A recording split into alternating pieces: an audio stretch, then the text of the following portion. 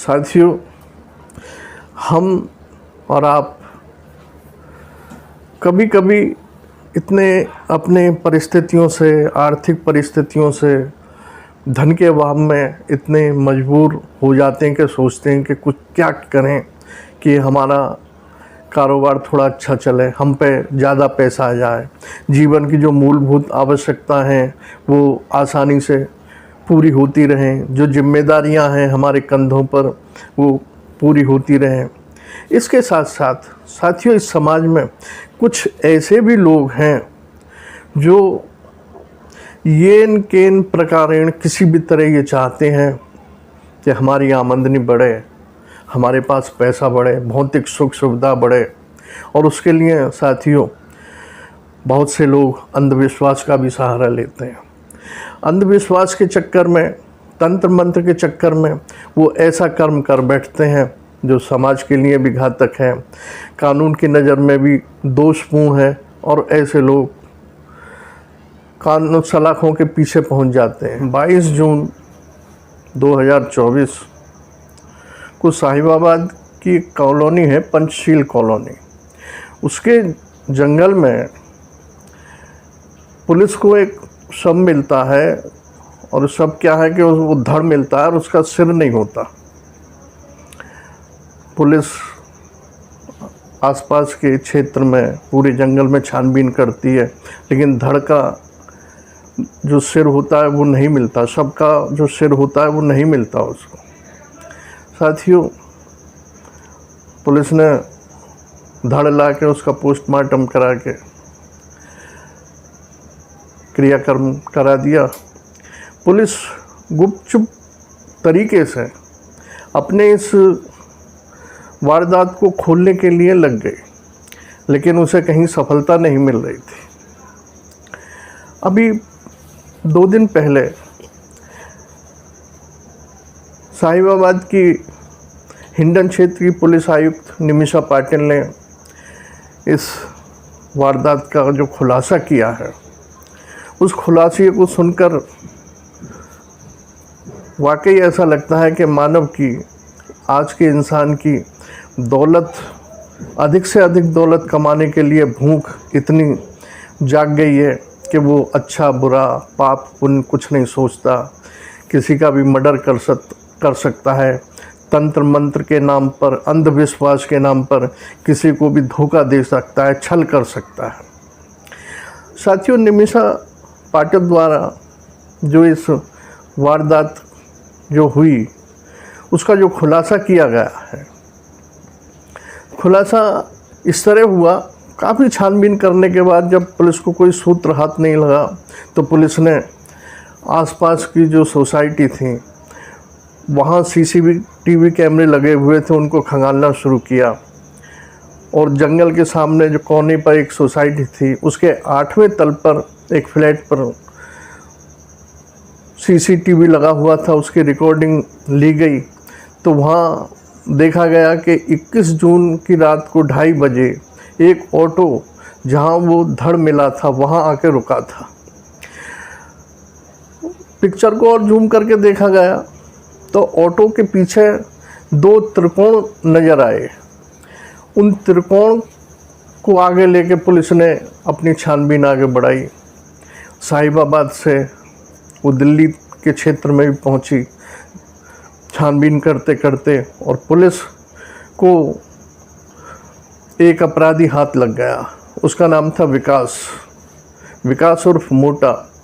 विकास अपने मामा के यहाँ रहता था और मामा का ही ऑटो चलाता था। साथियों, विकास का एक दोस्त था धनंजय, वो भी अपने दूर के रिश्ते के मामा लगते थे। उनके साथ कमला मार्केट, दिल्ली का एक क्षेत्र, वहाँ रहता था और खाना बनाने का काम करता था रेस्टोरेंट में। दोनों दोस्त थे। दोनों की आमदनी इतनी ज़्यादा नहीं थी कि वो ऐशो आराम के साथ ज़िंदगी गुजर बसर कर सकें, लेकिन हाँ, जीवन यापन किसी तरह हो रहा था। साथियों, विकास उर्फ मोटा जो अपने मामा का ऑटो चलाता था, उसके साथ एक परमात्मा व्यक्ति भी रहता था। वो तंत्र क्रिया करता था वो अपने आप को कहता था मैं तंत्र मंत्र में माहिर हूँ, और उसने धनंजय को 5 लाख रुपए का इस तरह लालच दिया कि तुम मुझे किसी ऐसे व्यक्ति का, युवक का सिर ला के दे दो जिसके आगे पीछे कोई ना हो, कोई जिम्मेदारी ना हो, तो मैं उस सिर की पूजा करूँगा 7 दिन, और फिर हम सबकी आमदनी दिन दूनी रात चौगनी बढ़ती चली जाएगी और हम ऐशो आराम की ज़िंदगी जी सकेंगे। साथियों, कहते हैं ना, लालच हर एक के मन में जाग जाता है। धनंजय के मन में भी लालच जाग गया। 5 लाख रुपए मिल रहे हैं, उसने 5 लाख रुपए लिए। कुछ पैसा एडवांस ले लिया, पूरे पैसे नहीं दिए गए उसको जब तक कि वो किसी ऐसे व्यक्ति का सर उपलब्ध ना करा दे। साथियों, वो इसी तलाश में लग गया कि कौन ऐसा व्यक्ति है जिसके ना आगे है न पीछे है, न कोई जिम्मेदारी है, कौन ऐसा युवक मिल सकता है। 2 महीने हो गए साथियों धनंजय को ये तलाश करते करते। फिर उसकी नज़र अपने ही मोहल्ले में एक बिहार का मोतिहारी ज़िले का राजू कुमार नाम का युवक नज़र में आया। वो अकेला ही रहता था और उसको शराब पीने की आदत थी। वो अपने बिहार भी नहीं जाता था, पता नहीं कब आया अपने बिहार से और यहाँ वो रहने लगा। उसके आगे पीछे कोई नहीं था। धनंजय को इस राजू कुमार से बढ़िया कोई और व्यक्ति नज़र नहीं आया। उसने परमात्मा और विकास से इस बात का जिक्र किया। वो दोनों भी राजी हो गए और उन्होंने राजू कुमार से दोस्ती गांठने के लिए 15 जून को अपने कमरे पर बुलाया। वहाँ शराब पार्टी की गई। उसके बाद फिर वो सब अपने अपने कमरे पर चले गए। इस बीच फिर एक बार शराब पार्टी की गई, जिससे वो राजू कुमार उन पे विश्वास करने लगे और जहाँ वो चाहें वहाँ वो आ जाए बुलाने पर। साथियों, 21 जून की रात को उन्होंने फिर राजू कुमार को धनंजय उसके परमात्मा के कमरे पर बुलाया। वहाँ शराब पी गई, पार्टी हुई। जब रात के 12-1 बज गए तो उन्होंने उसको गला घोट के राजू कुमार को मार दिया और उसका शव ऑटो में लेकर वो उसी पंचशील कॉलोनी में आ गए, साहिबाबाद की, जहाँ उसको धड़ मिला था। और अपने साथ बाल्टी, मांस काटने वाला छुरी, चाकू, इस तरह का सामान भी ले आए। साथियों, उन्होंने जो बड़ा छुरा था मांस काटने वाला, उससे उसकी गर्दन काटी, सिर काटा, धड़ से अलग किया। उस सिर को उन्होंने बाल्टी में रखा। उसके बाद चाकू से उसकी आँखें निकाली, आँखों की पुतलियाँ निकाली, वो कंचों की तरह खेला जैसा उन्होंने बताया पुलिस को। उसके कान काट लिए, नाक काट ली, उनको पोखर में फेंक दिया। पानी भरा हुआ था एक गड्ढे में, उसमें फेंक दिया। उसके बाद धड़ को वहीं छोड़ दिया और बाल्टी में उस सिर को लेके परमात्मा का जो कमरा था, जो तंत्र क्रिया करता था, वहाँ ले आए। और वहाँ 7 रात तक परमात्मा ने, और रात को ये विकास और धनंजय भी पहुँच जाते थे। वो तंत्र क्रिया करता, पूजा पाठ करता, जो भी अंधविश्वास था वो करता। साथियों, पुलिस ने जो ये कहानी बताई, धनंजय गिरफ्तार हो चुका, विकास उर्फ मोटा गिरफ्तार हो चुका, लेकिन जो परमात्मा था, जो तंत्र क्रिया करता था, जिसने धनंजय को लालच दिया था, वो पुलिस के हाथ नहीं आया। उन्होंने बताया कि वो नेपाल भाग गया, लेकिन हम नेपाल में भी उसका पीछा नहीं छोड़ेंगे। साथियों, यहाँ मैं ये कहना चाहता हूँ कि ईश्वर ने हमको जो भी दिया है, सीधे सच्चे रास्ते से दिया है।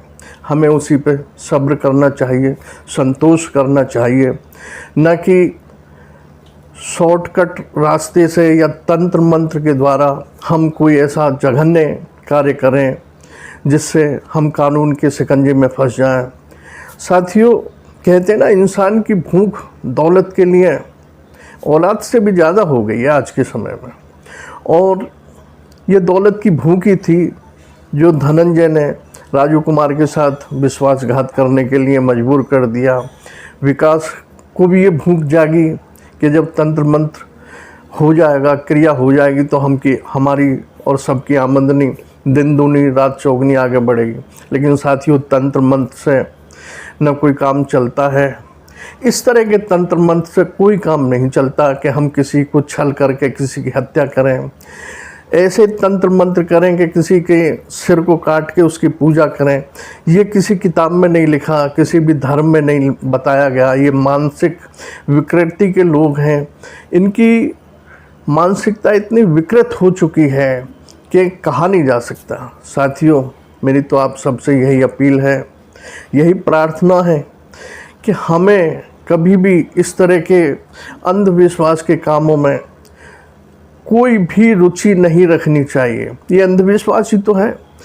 इस तरह किसी निरपराध व्यक्ति की, जिसने कोई दोष ही नहीं किया है, उसका सिर काट के उसकी 7 दिन तक पूजा कर रहे हैं। इस तरह अगर कोई धनवान होने लगा, माला माल होने लगे, तो दुनिया तो फिर इसी रास्ते पे चल पड़ेगी। लेकिन नहीं, इनसे कुछ नहीं होता। ये सिर्फ बुद्धियों को नष्ट करते हैं, मानसिक स्थिति को नष्ट करते हैं। और इस तरह के जो खुराफाती तंत्र मंत्र करने वाले, तथाकथित तंत्र मंत्र करने वाले, सिद्धियां प्राप्त करने वाले, इस तरह के जो दावा करते हैं वो झूठ बोलते हैं। इनकी बातों से साथियों हमें आपको दूर रहना है, अपने समाज को बचाना है, अपने घर परिवार को बचाना है। इसी के साथ साथियों, आपने वीडियो देखी, धन्यवाद।